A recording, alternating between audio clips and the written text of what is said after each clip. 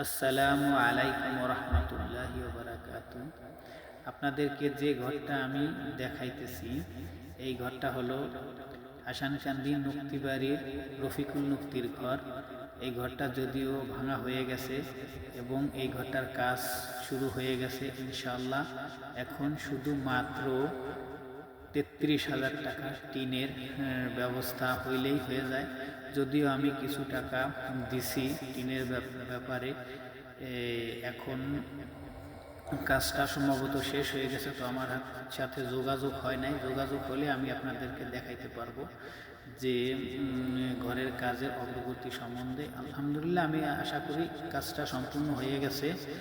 আসলে এই ঘরটা অবস্থা খুবই খারাপ ছিল, ঘরের ভিতরে পানি পড়তো।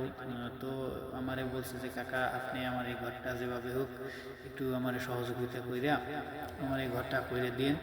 তো যাই হোক আমরা যথেষ্ট চেষ্টা করছি তারে হেল্প করার জন্য। আলহামদুলিল্লাহ কিছুদিনের মধ্যেই আপনারা পুরো ঘরের ভিডিও পেয়ে যাবেন। তো এটা আমাদের 5 নম্বর ঘর। আমার খুব ভালো লাগে এই সমস্ত কাজ করার জন্য। আমি এই সমস্ত কাজ করতে খুব ইচ্ছা প্রকাশ করি এবং চেষ্টা করি।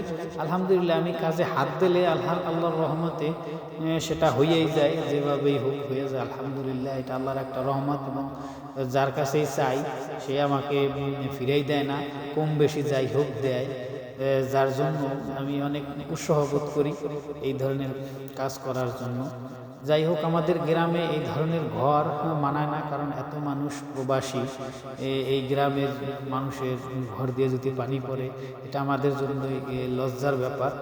যাই হোক ইনশাল্লাহ এভাবে আমরা একে একে যে ঘরগুলা দিয়ে পানি পড়ে এবং যারা মানে একটু দারিদ্রতার মধ্যে আছে তাদের ঘরগুলো আমরা করে দেব ইনশাল্লাহ। আমরা এই কাজগুলা করে যাব, ভালো কাজ। আরও অনেক ভালো কাজ আছে যেগুলো আমরা করব, আপনাদের সাথে শেয়ার করব ইনশাল্লাহ। আপনারা পাশে থাকবেন। তো আপনাদের জন্য দোয়া করি সবাই যেন ভালো কাজ কইরা ভালো নেক আমল নিয়ে পৃথিবী থেকে বিদায় নিতে পারি, এই কামনাই শুধু করি।